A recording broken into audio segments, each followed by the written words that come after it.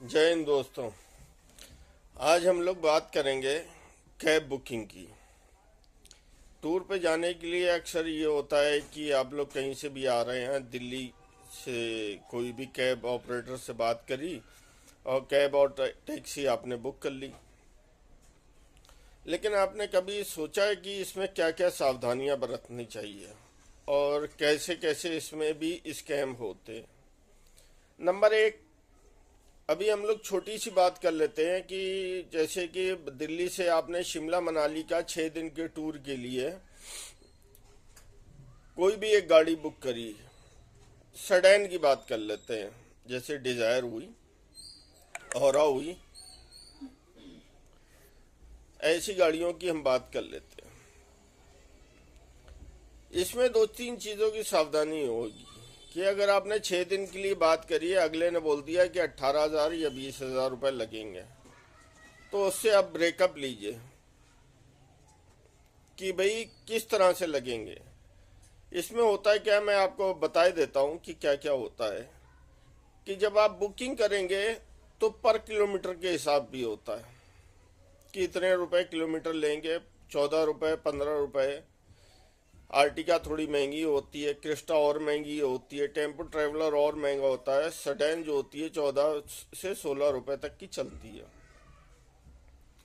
अब इसमें क्या होता है कि आप वहाँ से दिल्ली से और शिमला आप आ गए, 350 किलोमीटर, 390 किलोमीटर पड़ता है, वो आप आ गए। आने के बाद में फिर तो आपकी गाड़ी खड़ी रहेगी।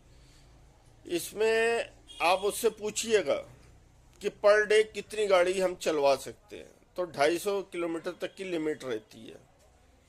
इसके एक्स्ट्रा हमें और क्या देना होता है, एक तो पार्किंग चार्ज क्लाइंट का होता है, ये जायज़ बात है।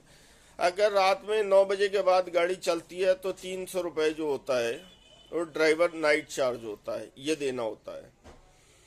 अब ये पूरा रूट जो पड़ता है शिमला मनाली और वापस दिल्ली का, तकरीबन ये पड़ता है 1400 किलोमीटर, 1350 1400 किलोमीटर का पड़ जाता है। तो आप ये मालूम करना है कि भाई कितने किलोमीटर मैं पर डे चलाऊंगा, क्योंकि आप शिमला चले जाएंगे फिर गाड़ी नहीं चलेगी, मनाली चले जाएंगे तो फिर गाड़ी नहीं चलेगी। ठीक है।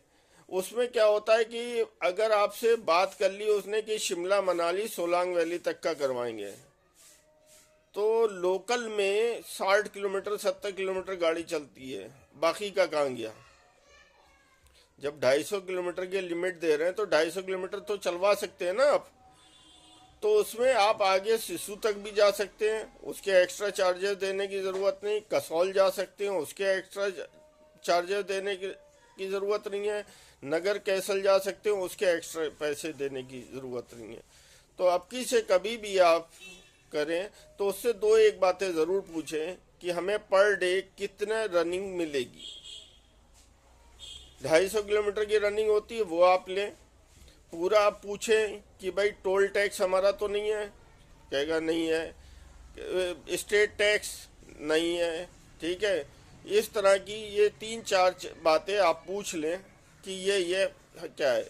और अगर उससे आपकी तय हो जाए कि भाई पार्किंग भी आपकी, नाइट भी आपका, तो वेल एंड गुड, बहुत अच्छी बात है। इतनी बातें पूछ के आप चलवाया करिए, वरना अमूमन ये होता है मनाली ले गए, फिर आपने कह दिया सिसु और अटल भी हमें करना, तो उसके एक्स्ट्रा पैसे हो जाते हैं। जो 17-18 या 15,000 रुपये की गाड़ी होती है वो आपको 20-22 हज़ार रुपये में पड़ती है। बाकी अगर किसी और तरह की जानकारी चाहिए हो कैब बुकिंग में, या कोई सलाह चाहिए हो, या किसी के साथ कोई अगर धोखा या फ्रॉड हुआ हो, तो प्लीज़ हमें कमेंट में ज़रूर बताएं। उस समस्या का समाधान भी हम बताएंगे पब्लिकली, और आपके हम साथ हैं। अगले वीडियो का इंतज़ार करें, तब तक के लिए जय हिंद दोस्तों।